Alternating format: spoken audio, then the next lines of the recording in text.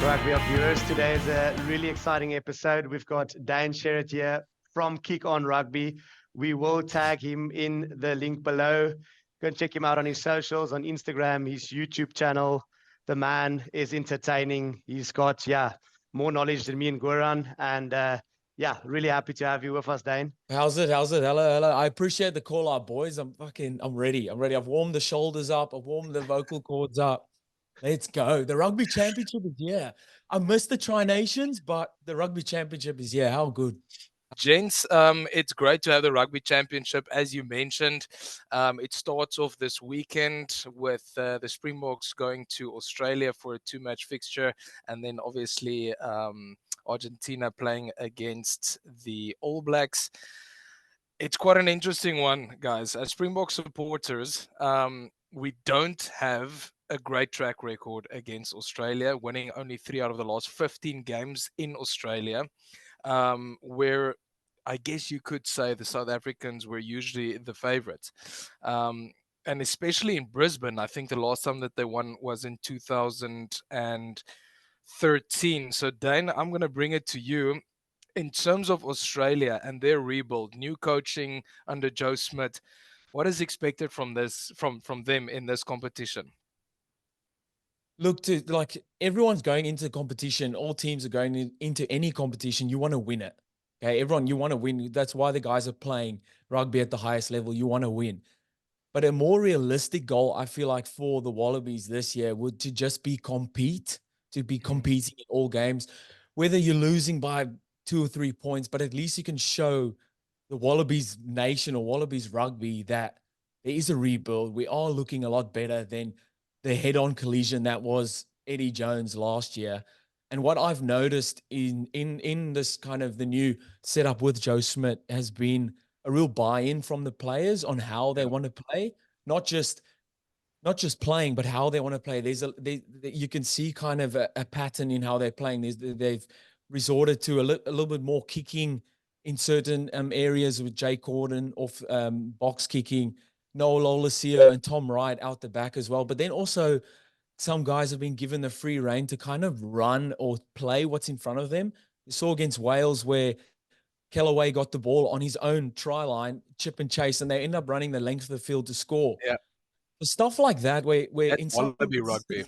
Yeah, absolutely. That's old school Wallaby rugby. So in some instances, I'm seeing stuff of there's a lot of structure within the squad, but in other instances, I'm like, holy shit, man, these guys can play because they have got weapons across the park. But it's like giving these guys hey, man, you can go and play. So I'm seeing that with Joe Schmidt. But when it comes to realistic goals for this competition this year, I think it's just to compete, man. So if they can win, I think if they can beat one of the games out of against each of the nations, I think that's a win this year.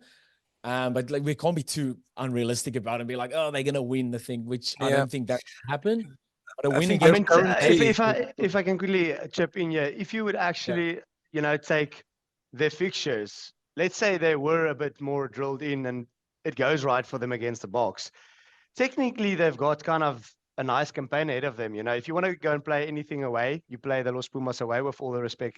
Having said that, you've got 2 games home against the BOKS, knowing the BOKS are struggling in Australia. And then you've got 1 away game against the All Blacks and 1 home game. So, should they really put it together and get a couple of W's behind them, you can't really write them off. But I hear what you're saying. They shouldn't expect to go and win this tournament, probably rather just try and get some momentum from this. And that's what I've noticed from the fans here as well. Like there was obviously, man, last year was an absolute shit show, and everyone knows that. So what I've noticed from the fans as well, like normally Aussies are really out there and like full of confidence, which they should be the past few years. They've always been really good.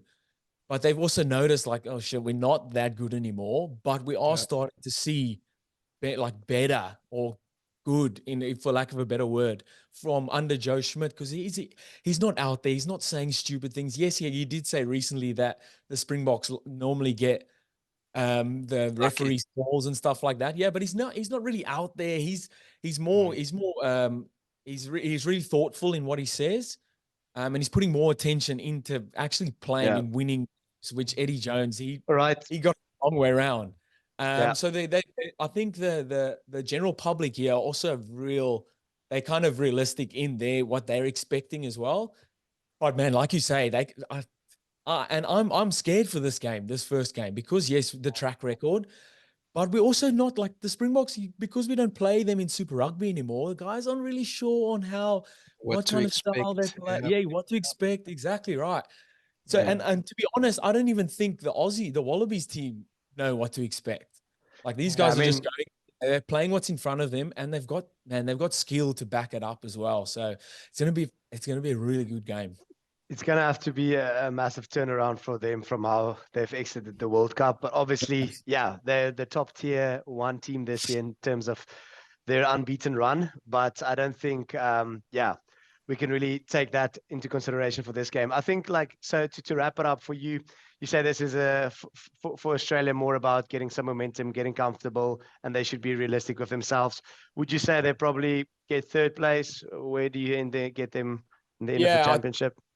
I think so, because let's be honest, they played Wales, and Wales have been rebuilding now for a very long time, and they're kind of on par with each other, and they let Wales score a number of points against them.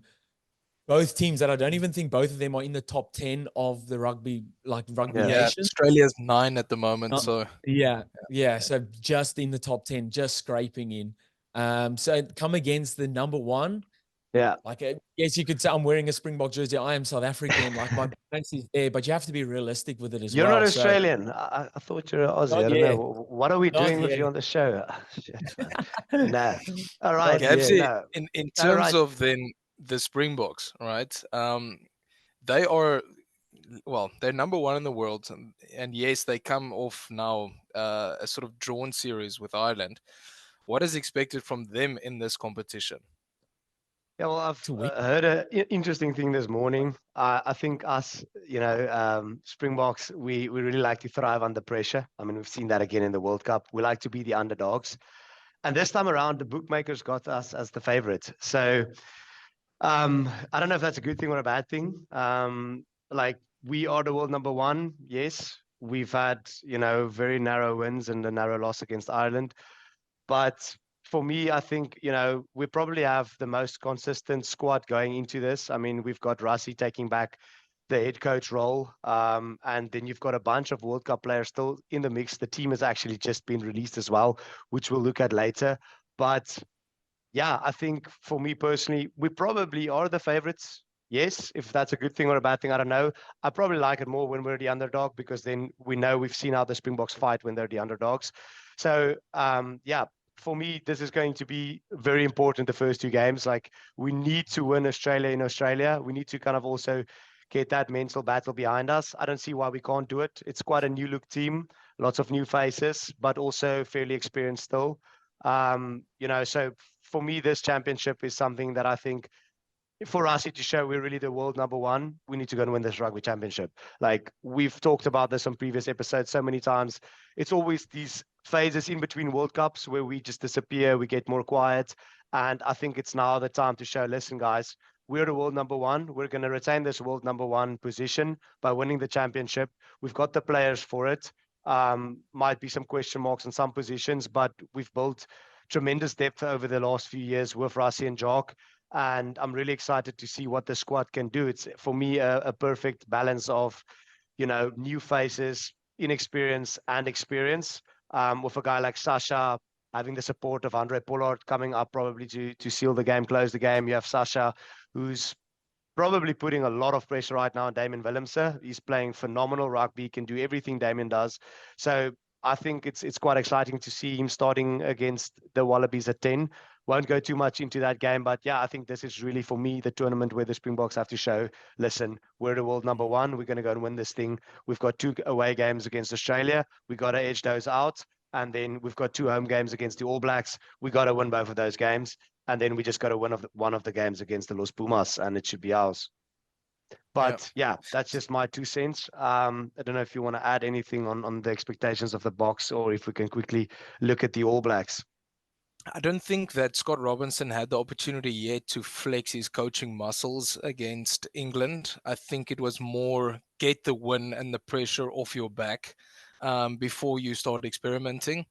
I think now his challenge will start into building sort of the style of play that he really wants for the future and building towards the next World Cup. I think that starts with this rugby competition. The fact that they're starting with Argentina will also give them an opportunity to maybe build a bit of depth and settle into the way that they want to play. All due respect to Argentina, obviously, but yeah, they haven't been performing very well. I mean, barely beating, a third side French that went there to tour.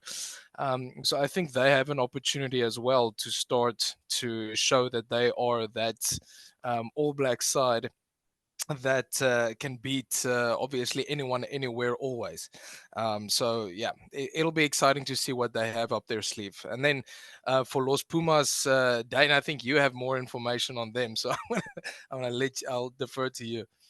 I think for me, it's firstly with obviously they playing the All Blacks. They going there knowing that they can beat the All Blacks. They've done it before. 2022, they beat the All Blacks in Christchurch. Yes, they're not playing in Christchurch this weekend. They're playing in Wellington at Sky Stadium. Yeah. And they're going there with that in their heads. They know they can do it. Why can't we do it again? All Blacks record at Sky Stadium is shocking. I think they've won maybe one in the last 5 games they've played there. So it's really, really bad. And like, yes, guys don't really look into that sort of stuff, but it does play a little bit in your mind. Someone talks about it. It gets into the guys' or subconscious, and it does play a little bit of a role. What Argentina are going to come with? Yes, Felipe Contempomi, a great player back in his day, fairly new to coaching, so we're not too sure in that regard. But man, if anyone knows, lives and breathes what it means to be a Los Pumas player, it's Felipe Contempomi. Okay, you just need Agustin Pichot to come with him, and they said they're sorted. So I think they're going to bring lots of energy, passion. Yeah. But I mean, Argentina is at their best when they play with passion, right? So then they show, and I think it's well mentioned there that Contapone can maybe bring that passion back into, and especially with the wins. So yeah, but okay, let's focus a little bit on the Springboks versus Australia game, guys. We've seen the team. The team is out. Quite a consistent A side, if you want to put it, with maybe 1 or 2 new faces. Gone again for a 6-2 bench, maybe without an out-and-out lock cover. What do we make of that team? You got now 3 Lucies on the bench. Are we happy with the team in general, or would you still expect maybe some changes to be made ahead, maybe before the All Blacks team? Gabriel, I'll start with you. Yeah, first of all, I'm going to talk about something that I know we already talked about pre-pod is, yeah, I mean, I think 3 Lucies on the bench. Obviously, Jason Dixon can cover lock. I think he played high school rugby at lock, maybe 1 or 2 games provincial level as well. And obviously, if you don't forget, Peter Steph Toy can also cover the lock. For me, it is interesting. Obviously, you have Salman Murat in the squad as well, and I think Ruan Urkia. Neither of them being selected for this game. I'm really curious. Will it be Jason Dixon covering lock, or will they push Ibn Etzebeth and Al Ghassaim on the full 80? Would be quite surprised to see that, considering it's the first game of the championship and we don't have that much depth on lock at this stage. So yeah, quite surprised about that. As for me, probably one of the biggest surprises in that team that we decided to go with 3 loose forwards on the bench. It's probably could have gone for a different split on the bench there if it comes down to that. Other surprise for me is actually Sasha starting. I was expecting them to go with Pollard, just because I thought, we'll go with our possible best team. We want to get the W. First game is critical, but Sasha's played phenomenal. So maybe, this is really the game where Rassi's like, show me what you got, Sasha. Here's the 10 jersey. And we've seen how Pollard came on the World Cup, securing games where money wasn't that comfortable. So maybe that's kind of the same thinking pattern behind it. And I guess Ulrich Lowe, the other slight surprise in there, but I think, you know, his performance at the Blue Bulls, he genuinely deserves a chance, and that's what Rassie talked about, is to give him a chance at the top level. Ivan has had a fair amount of chances. He's a phenomenal player, but I think now Rassie is just putting the ball in Ulrich's hands and say, listen, show me what you got. Otherwise, really happy with the team. I think Grant and Andre on the bench, you can bring them on at any stage if you're struggling. So happy with the back line, quite experienced back line. Yeah, other than that, it's also a very experienced back. If you think about it, it's just Gerard Steenkamp actually on the bench, but the others, Oxen Chair, we don't have to talk much about him. He became a household name. He scrums anything into a question mark. And yeah, then Bongi, France, I mean, Eben, Argia, Sia, Peter Steff, like really experienced team. So happy with that. Yeah, Dane, what do you make of the team? I like it, man. I didn't expect Sasha to start, but like you said, any opportunity he's got, he's been unreal. Like someone be that good at international level with like it didn't even look like he was trying a lot of the times. It's just natural His calmness. Yeah. Calmness, man. It looks like he's got hours of time when he's got the ball in hand. That against Wales, he kicked the 55-meter penalty. Like it's all class, man. So my question before this was kind of, what is his preferred position? But man, anywhere, just give him the ball. I think wherever he can get his hands on the ball more often, 10 is that. Get him in there and see what he can do. And Rassie's been known to throw guys in the deep end. And what can you do? And if someone is going to get that opportunity like that, man, Sasha's that guy. And if it works out, you've got a world-class 10 for the next 12, 15 years. Easy. And like that's true. And that's with Andre Pollard putting pressure on him, or the other way around. Damien Willems putting pressure on those guys. Marnie Leborg still putting pressure on those guys. Like this is just, I think, Rassie just adding depth to the squad, man. And it's like, go in the deep end. Let's see what you can do.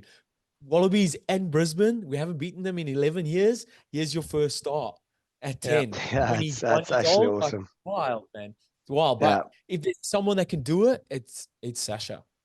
Yeah. That's a Guri, good point. from your side?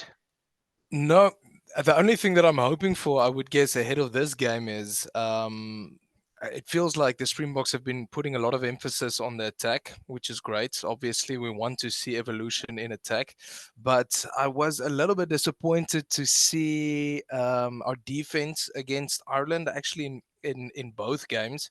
They scored in 2 consecutive games exactly the same pre-planned move. Exactly the same, where Conor Murray scored under the post. And it just feels like, shouldn't they have analyzed that and, thought, okay, this is how we're going to stop it if they were to pull that same trick the next week. And they didn't. And I think if you're playing against Joe Schmidt, he's definitely going to have a few pre-planned moves, from set piece, or even if it is in open play, to catch the Springboks snapping at certain areas. So that is one of his traits as a coach. So I would be a little bit. Are you missing Jock Ninaba? Are you missing Jock Ninaba? No, I think actually it's Felix Jones who put so much effort into analyzing opposing plays and coaches and traits. Yeah. So it'll be interesting to see. Hopefully they can tighten up their defense a little bit and be a bit more uncompromising in that fashion. But for the rest, super happy with the selection. Let's hope, gents. Let's hope that we can rewrite this record a bit and start this rugby championship off firing. So yeah, I guess on that note, like, we can probably kind of wrap it up on the predictions. I mean, we don't have that much to add at this stage on the Australian team, as we don't have the lineup. I think what we'll do is Dan will throw in your predicted lineup in our editing, so the fans can see what you've made of that. But yeah, if we can maybe just in one sentence, maybe summarize, what would you expect, Dan, from the Aussies to throw at the box in this game? Oh man, everything. Literally everything. Everything. Everything and anything. They're starting with a blank slate pretty much, because, like I said, we don't play them in the Super Rugby anymore. Springboks don't really know what to expect. Like I said, the Wallabies almost don't even know what to expect. But like I said, there'll be a lot of structured play, but in the structured play, there'll be a lot of free-flowing play as well. So I think it's going to be a very exciting game. To start it off, it'll be a lot of kicking, I feel like, because both teams have got a good kicking game. Early to scoreboard settle. pressure, so kicking to penalties. There'll be a lot of that. But I do feel like the game can open up that the second half, so the last 30 minutes, because both teams, man, when they run the ball, they can run the ball, man, from anywhere on the Yeah. field. So I'm expecting that, and it's sold out. I think there's about 200 tickets left, so it's pretty much sold out. Great. Yeah. So it's going to be, and Suncorp is a cauldron, man. It's on top of, it's fantastic. So it's going to be a great day. Saturday afternoon, so it's a 3 o'clock kickoff here. So it's beautiful, man. The beers are going to be 6:30 a.m. Yeah, 6:30 a.m. for those guys in South Africa tuning in. Yeah. Get your morning breakfast nice at 6 o'clock. Tune in. Man. Yeah. On that note, then predictions, boys. We'll do a quick prediction on the first game, which will be the Springboks playing obviously Australia, and then maybe we can also do a prediction on the game we didn't touch on today. Just quickly, the All Blacks Los Pumas game as well. So let's start with you, Goran. What do you make of this one, Springboks? I think Springbok win over here. I wouldn't get too comfortable, but I would say Springbok win with 5 to maybe 6 points, and I think the All Blacks will. This time, I think they will flex a bit their muscles and win maybe 10+ margin. So that's me. Dane? So I'll go Springboks to win, yeah, like that 8 to 10 points. And then I think it's going to be tighter, the All Blacks Pumas. So I'm going to go All Blacks under 10. It's going to be All real Blacks tight. under 10. Like that one. All yeah. right. Fantastic. Yourself? I'm gonna go Springboks will edge this one out. I think it's gonna be a close game by 6 points against the Wallabies for the first time in Brisbane in some years. And then I'm gonna go All Blacks, gonna smash the Pumas by +20. That's a big one. Yeah. All right, James. But thanks right. once again. Maybe our fans can let us know in the comments what your predictions are and what do you think about the lineups. And thanks, Dane, for joining us. We'll definitely do this again. Guys, enjoy the rugby this weekend. Gentlemen, thanks so much for a great Thank you so much, chat. guys. Check out in the Appreciate it, comments guys. below for the page and everything else to follow. Thank you so much.